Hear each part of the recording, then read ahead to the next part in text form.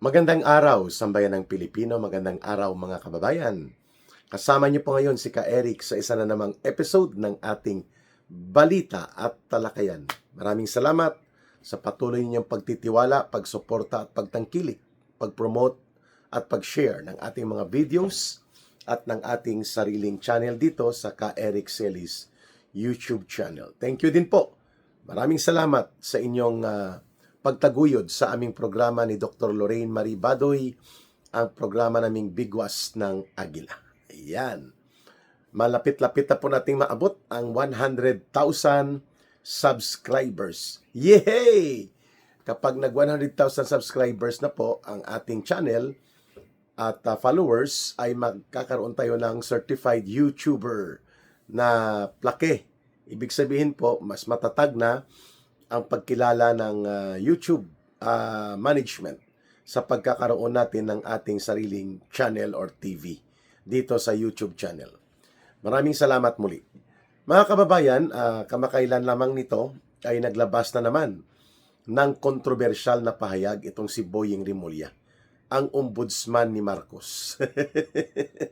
Sapagkat hindi naman talaga yan dapat naging ombudsman kung ang pag-uusapan ay ang sukatan ng isang hindi dapat nasasangkot sa maruming politika ng ating bansa. Ang isang ombudsman, matino at maayos ang kanyang history at record sa paglilingkod sa gobyerno at sa mamamayan. Yan ang tinatawag na the highest value of probity. Ibig sabihin po, hindi nasasangkot dapat ang ombudsman sa mga kasaysayan o record ng maruruming laro ng politika. For which, si Boying Rimulya ay ganun po ang kanyang background, no? Nasasangkot yan sa maruruming laro ng politika at ang pamilya nila ay puro politiko, halos nabubuhay sa politika. So yung Office of the Ombudsman, dahil po yan ay constitutional body, once appointed by the President, hindi mo na yan matatanggal basta-basta. At 7 taon ang fixed term of office. So mantakin mo si Boying Rimulya magiging ombudsman for how many? 7 years until 2033. Mga kababayan. Wala na si Marcos sa poder. Siya pa rin ang ombudsman. Sapagkat parang pareho din po yan sa presidente at vice president. Ang kanilang removal from office will be subjected to the constitutional provisions on impeachable officers.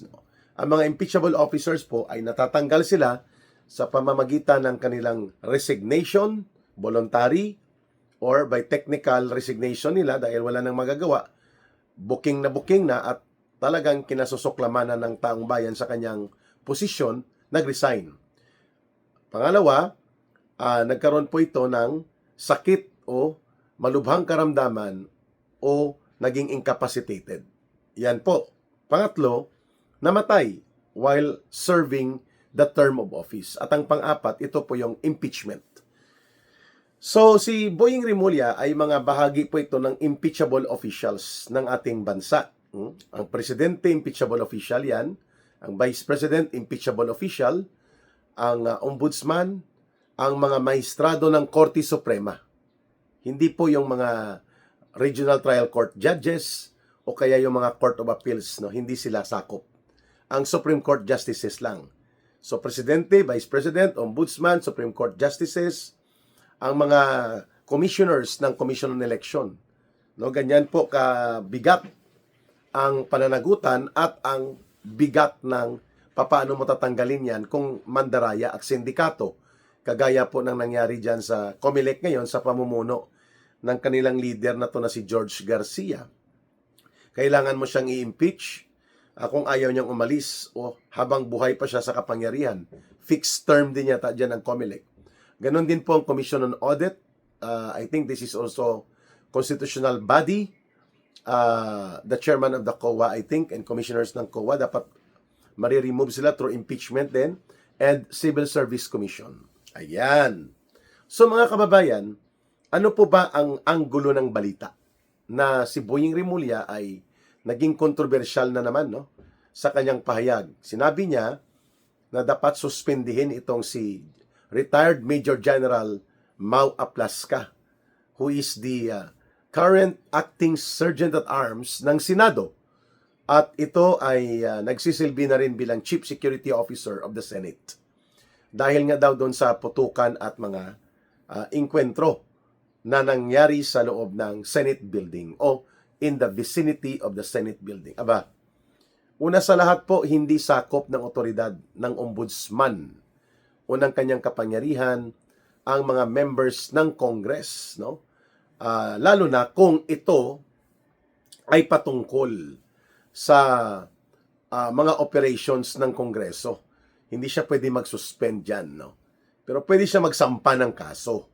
Pero hindi siya pwedeng mag-suspend o makialam sa internal operations, organizational activities, at pati na po sa conduct of activities and business order ng Kongreso. At kapag sinabi po natin Kongreso, we're talking about the two houses of Congress, ang House of Representatives at ang Senate. So, itong sinasabi ni Boying Rimulya na dapat suspindihin itong si General Aplasca dahil daw nasasangkot sa kaguluhan, batahimik ka kay Matibag at kay Trillanes. Bagamat si Trillanes ay civilian na nag-iimpostor bilang ICC warrant officer di umano, wala namang appointment, kulukoy lang talaga at kupal-epal lang. No? Kupal ang kapal ng muka, epal mapapel dahil nga ginagamit ni Marcos itong si Trillanes at sila Matibag. So tahimik po itong si Rimulya. Ang problema ngayon ni Rimulya, sino mag-enforce ng suspension niya na iniuutos sa Senado, ang magdidesisyon po niyan ang pamunuan ng Senado. At the very least, ang nasa otoridad para mag-enforce ng suspension, ng hiring and firing ng mga empleyado ng Senado o kaya ng staff ng Senado that includes retired Major General Mau Aplasca ay ang Senate President. Unless it's a challenge yan ng majority numbers of the senators in a plenary. But in the operational conduct of the business order of the Senate, kagaya din po sa House of Representatives, ang Speaker of the House at ang Senate President po ang pangunahin ng mga otoridad para magpatupad ng anumang organizational and administrative sanctions or anuman pong mga hakbang ng pagpapatupad ng desisyon may kaugnayan sa mga empleyado, kawani, staff, at officials ng bumubuo sa organisasyon ng Senado o ng House of Representatives. Wala pong pakialam dyan si Boying Rimulya. Yan ang opinyon ng maraming mga abogado. So kung hindi papatupad sa araw na ito, which is the resumption of the Senate session, ang desisyon na ito ng ombudsman ni Boying Rimulya na ipasuspende si General Aplasca, wala siyang magagawa. Unless mag-deputize siya ng police o ng NBI na naman para tanggalin physically si General Aplasca sa Senado. Aba, stand-off yan kapag nangyari. Kaya ano po ang anggulo natin dito? The news angle there is that si Marcos, kasama itong kanyang ombudsman, na siyang naglagay dyan, si Marcos, para maging tagapagtahol niya at tagapagtanggol sa katiwalian at katarantaduhan sa gobyerno niya, ay walang respeto, walang paggalang sa Senado as an institution of an independent legislative branch that should be protected and that should be respected under the constitutional mandate of separation of powers and the independence of the legislative branch as a co-equal branch. Hindi nirerespeto po ni Boying Rimulya, kapareho ng kanyang boss na si Marcos, ang integridad at kalayaan ng Senado. That's very clear, no? Pero bahag ang buntot niya pagdating kay Matibag at kila Trillanes na katarantaduhan sa paglulunsad noon ng nakaraang mga ilang araw ng tinatawag na the bungled or the scandalous failure of Lusob Senado operations. Napalpak at sumambulat ang kabulastugan ng pag-atake Hindi lamang laban kay Senator Bato de la Rosa, kundi mismo sa Senado bilang institusyon at bilang co-equal branch of the government. No? Dapat malaman yan ni Boy Tartar, no? Yung panay pa-interview na BFF ni Hontiveros, yung si Boy AK-47, na ng panahon po ni Noynoy Aquino, nagsilbi yata yan na political consultant ni Noynoy Aquino. Manunulsol ni Noynoy Aquino yan, at ginamit yan nila Noynoy Aquino kasama sila Hontiveros para balagbagin at baloktotin ang impeachment operations nila laban kay former the late Chief Justice Renato Corona. No, mag-BFF yan si Hontiveros at itong si Ronald Lamas Tartar. Sabi niya, ano ba ngayon? May republika na ba ng Senado? Kolokoy. Basahin mo ang Political Science 101.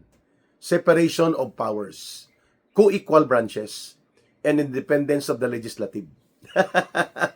Hindi po sakop ng kapangyarihan ng presidente ang magdikta at dikdikin at labagin ang institusyon ng Senado. Nakalimutan mo yon?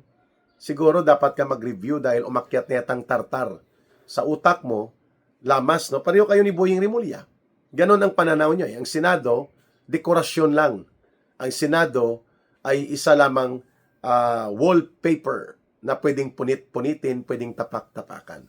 The issue here is no longer about valid ba o hindi ang arrest order laban kay Senator Bato de la Rosa. Pending yan sa Supreme Court. At the same time, alam naman natin lahat, banyaga yan, dayuhan yan na entity.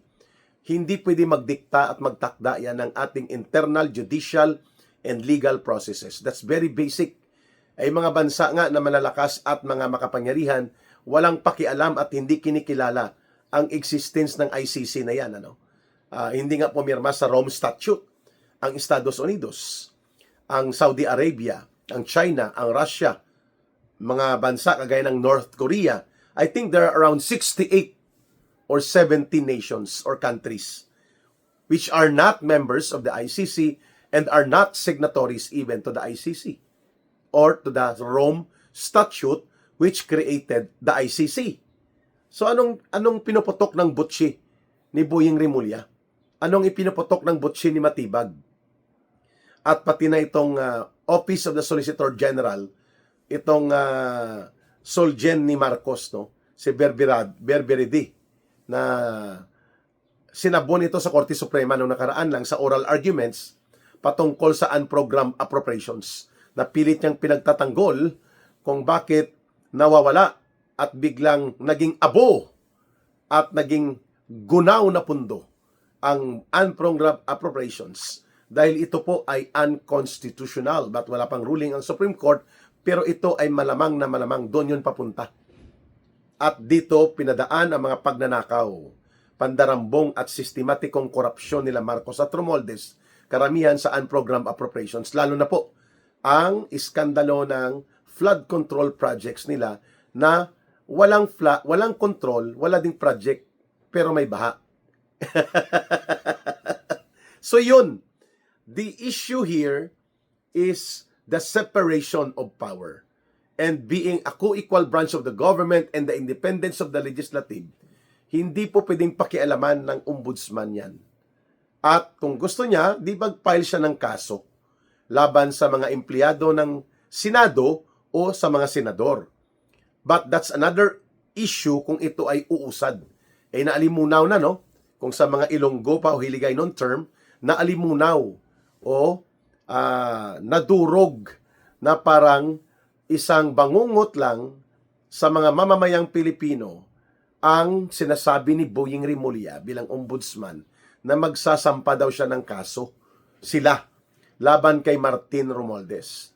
Di pa gimmick pa ng whole departure order, di pa gimmick pa ng freeze order, pero 20 days lang, uncontested naman yata ito sa Court of Appeals laban kay Romualdez. Ay ano ngayon ang nangyari? Papatapos na po ang buwan ng Mayo. Did we hear any update doon sa ombudsman filing of cases na ipinangalandakan niya noong katapusang linggo ng Abril? Wala. Nada. Ito ngayon makikisawsaw siya dito sa iskandalo ng pagka butata at pagkasuplak ng palpak bulok style na lusob Senado operations nila Trillanes at nila Matibag na kinumpasan at iniutos ni Marcos Jr. with no less than Senator Amy Marcos telling in public sa kanyang mga pahayag sa Facebook Live, sa kanyang social media platform and media statement na ang nag-utos na sa pilitang dadamputin at kakaladkarin si Senator Bato de la Rosa mula sa loob ng Senado ay mismo galing sa Malacanang. So sino po yung sa Malacanang? Alangan naman si Ralph Recto lang yun. O alangan naman si Lisa Araneta o ang Presidential Security Command. Siyempre, ang otoridad doon, pag sinabi mong Malacanang, si Marcos Jr. At ang sabi pa na ang utos mula sa Office of the President kay Marcos mismo, sabi ni Amy Marcos, ni Senator Amy Marcos, get Bato de la Rosa by all cost, at all cost.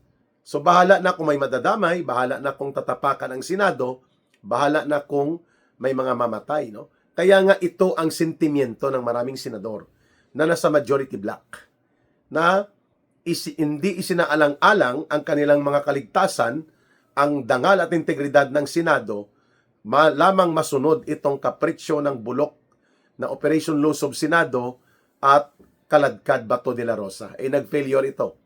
Napilitan si Marcos Jr. na magtabon-tabon at mag-damage control. Pinapunta niya, pinadiskarte niya si John B. Cremulya, ang kanyang DILG Secretary, at ang PNP Chief na para kumalma ang sitwasyon, kunwari. Dahil umaalagway, no? Umaalingasaw ang iskandalo that it is the government itself trying to attack, destroy the Senate institution and attack the senators. At naka-live yan sa social media. Kaya hindi niya na napigilan, no? Nag-gimmick siya, hindi ko alam. Wala akong pinag-utos dyan, parang flood control scandal of plunder and massive corruption. Na, naglalaro siya na parang inosente siya, no? Nagkukunwari, no? Napakatatag ng diskarte maskara ni Marcos para magkunwari na hindi ako involved dyan sa flood control, kaya ko pinaimbestigahan yung almost 1.9 trillion pesos na yan na nawala sa kaba ng bayan. Ba ang kulukoy na Marcos Jr. Ang kanyang pinirmahan ng mga flood control projects chargeable to unprogrammed appropriations mula 2023, 2024 at 2025 na mga budget ay umabot po sa 4,100 plus flood control projects. Ang nagpa-release ng pundo at nagpa-implement ng mga bugos at kunwari may flood control project, si Marcos pong pumipirma. At authorize niya ang kanyang Department of Budget Secretary. O ngayon, sasabihin niya inosente siya. Wow! Ang galing. At ngayon dito, kay Matibag, kung hindi ipinag-utos ni Marcos Jr. ang paglusob nila Matibag at Trillanes sa Senado, ba't hindi niya sinita? Ba't hindi niya sinabihan na I am now relieving from his post itong si Director Matibag subject for investigation. And I am appointing an acting director for the NBI para maliwanagan ito. Ba't hindi ginawa ni Marcos? If indeed it was not his order to assault the Senate, kung kaya nagkaputukan po ito. Hindi dahil kay General Aplasca ito. Dahil sa kahambugan nila Trillanes at nila Matibag. But Marcos is trying to play innocent. He's trying to peddle and trying to project na hindi niya alam ang mga nangyari. Hindi kung hindi mo alam at wala palang utos mula sa iyo at hindi mo authorized ang pangyayari na ginawa ng mga taga-NBI, nila Matibag, nila Trillanes, what actions are you doing now? Wala. Instead, pinapaharas mo pa at pinapagulpi-digulat mo kay Boyeng Rimulya ang Senado at iniinsulto at binabastos niya ang internal authority of the Senate as an independent legislative body and co-equal branch of the government. Di ba?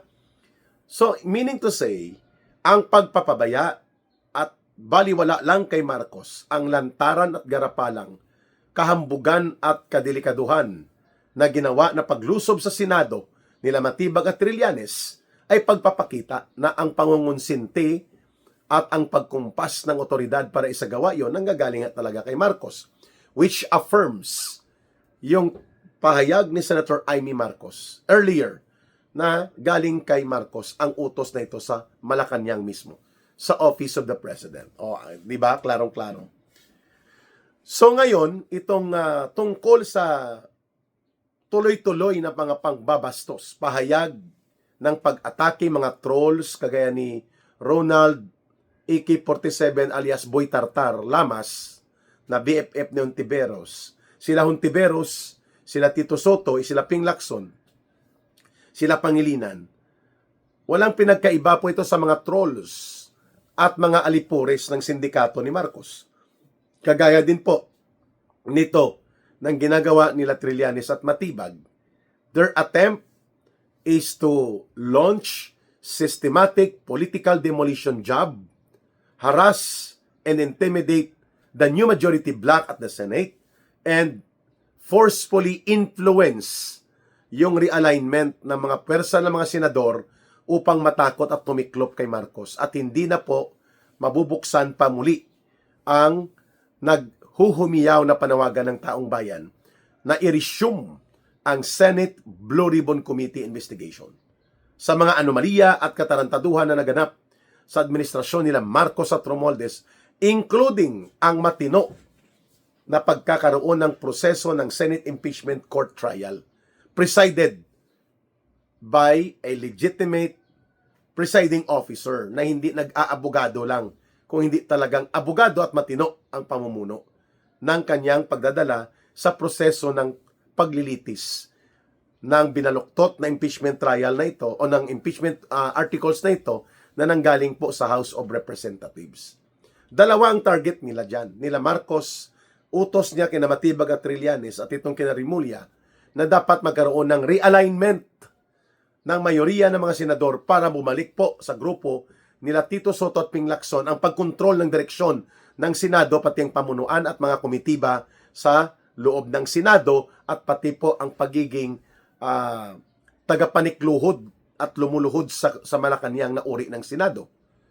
Yan po ang gusto ni Marcos para mapigilan na ng lubusan at mapapatay na sa Senate Blue Ribbon Committee ang ano pamang mga pagsambulat ng mga pagbubunyag at karagdagang testimonya at mga paglalahad ng mga material and solid testimony laban po kay Marcos at kila Romualdez at mga kasangkot sa kanilang grupo ng sindikato sa flood control and other infrastructure projects.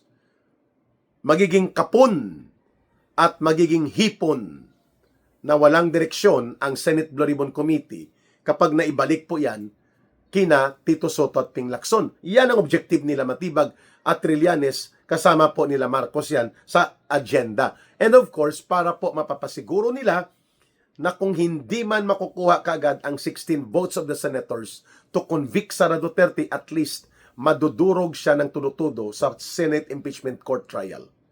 Which hindi nila magagawa dahil hindi nagpapadikta itong grupo ng New Majority Group nila Senator Alan Peter Cayetano. Kaya kung ano-anong kabulastugan, pangingialam, pananakot, intimidation, bullying nila Boying Rimulya at ng Ombudsman, mga attack to the Senate na ginagawa nila Matibag at nila Trillanes, at kung ano-ano pang mga troll attacks to the Senate, including itong si Boy Tartar, ang highest paid troll ni Marcos ito, at nila Romualdez, according dito sa lumalabas na mga impormasyon na siya ay isa sa mga utusan ni Marcos at nila Romualdez para maglunsad ng pagtatabon-tabon, paglilihis at panglilito pabor kay Marcos at kila Romualdez upang hindi sumambulat ang sindikato ng pangungurakot at mga pangungulimbat nila Marcos at Romualdez na pinakinabangan ng grupo ni Boy Tartar at ng mga komunistang kasama nila sa alyansa nila. Yan ang katotohanan, mga kababayan. But it's good thing nagsalita po si Senator Pia Cayetano, si Senator Lorin Ligarda, si Senator Alan Peter Cayetano, and I think nananatili po na mayroong 12 physically present na mga majority senators na maninindigan. And kahit hindi physically present for now, si Senator Bato de la Rosa, ay ang numero nila 13 pa rin po during that time ng realignment of the senators. So kung magbilangan sila ngayon, 12 ang makukuha nila sa side nila Senator Alan Peter Cayetano kasi physical voting ang mga mangyayari sa mga committee assignment at iba pa na mga business of order dyan sa Senate at 9 kina Tito Soto. So may dalawa pa na naka-standby, Mig Subiri and JB Ejercito, kahit pumanig pa kina Tito Soto, 11 and 12. Pa rin po mga kababayan. Pero syempre, the majority number should be 13 according to the numerical count ng technicality sa majority number votes in the Senate. Kaya nga nila tinatanggal ni Marcos sila Bato de la Rosa dyan at tinatakot na hindi na makabalik pa sa Senado. Abangan ang mangyayari ngayon sapagkat ngayong araw di mag-convene ang Senate Impeachment Court as mandated by the Constitution as per announcement of Senate President Alan Peter Cayetano. Maraming salamat mga kababayan sa inyong pagsubaybay, pagsuporta at pagtangkilik sa ating balita at talakayan. Mahalin natin ang bansang Pilipinas, walang ibang magmamahal nito, kundi tayo ring mga Pilipino. Para sa Diyos at sa Pilipinas nating mahal. May God bless everyone and may Allah will be with those who are Muslim brothers and sisters. Muli, maraming salamat. Bye for now. Ito po si Ka Eric. Mabuhay!